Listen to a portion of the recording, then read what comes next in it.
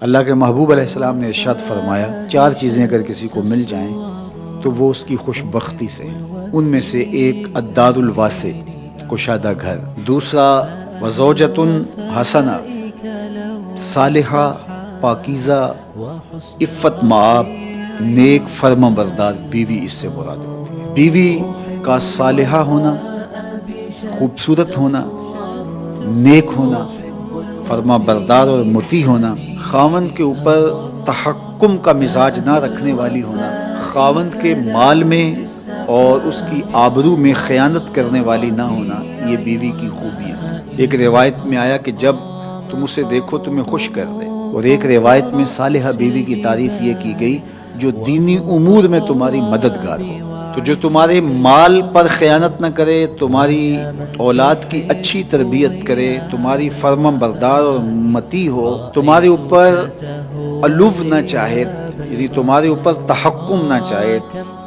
اور تمہیں نیچا لگا کے رکھنے کی آرزو اس کے سینے میں نہ ہو، بلکہ وہ تمہیں سربلند دیکھنا چاہتی ہو، اپنے پردے کی حفاظت کرنے والی ہو، اپنی آبرو کی حفاظت کرنے والی ہو، اور قانع ہو، شکر گزار ہو، تو ایسی بیوی کا نصیب ہو جانا حسنات دنیا سے ہے۔ آقا کریم نے ارشاد فرمایا، الدنیا متاع وخیر متاعها المرأة الصالحہ، دنیا متاع ہے اور دنیا کا بہترین متاع اچھی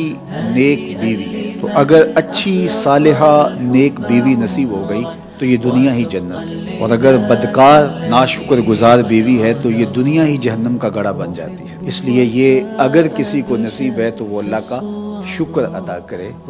اور یہ اللہ کی عنایت ہے کسی پر جو اللہ نے مقسوم کی ہے، تو یہ چھوٹی نعمت نہیں ہے، یہ بہت بڑی نعمت ہے۔ تیسری چیز ارشاد فرمائی، المرکب الحنی، تیز رفتار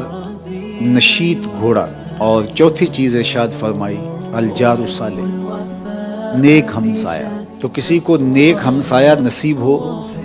کشادہ گھر مل جائے، نیک صالح پاکیزہ مزاج خاتون نصیب ہو جائے، اور اپنی ضرورت کے لیے اچھی سواری مل جائے، تو وہ دنیا کی خوش نصیبی اور دنیا کی فیروز بختی سمیٹ چکا ہے۔ یہ چار چیزیں ہماری زندگی کی خوش نصیبی میں سے ہیں۔ اگر کسی کے پاس یہ چار چیزیں ہیں تو وہ اللہ کا شکر ادا کرے، اور یہ چیزیں جب انسان کو میسر آ جائیں تو وہ یکسوئی کے ساتھ عبادت بھی کر سکتا ہے، یکسوئی کے ساتھ صالح اور نیک اعمال بھی بجا لا سکتا ہے۔ تو یہاں ارشاد فرمایا کہ جب ہم کہتے ہیں اللہ ہمیں حسنات دنیا عطا فرما اور حسنات آخرت عطا فرما اور آتش دوزخ سے میں بچا لے، تو حسنات دنیا سے مراد دنیا کی ہر خیر ہوتی ہے۔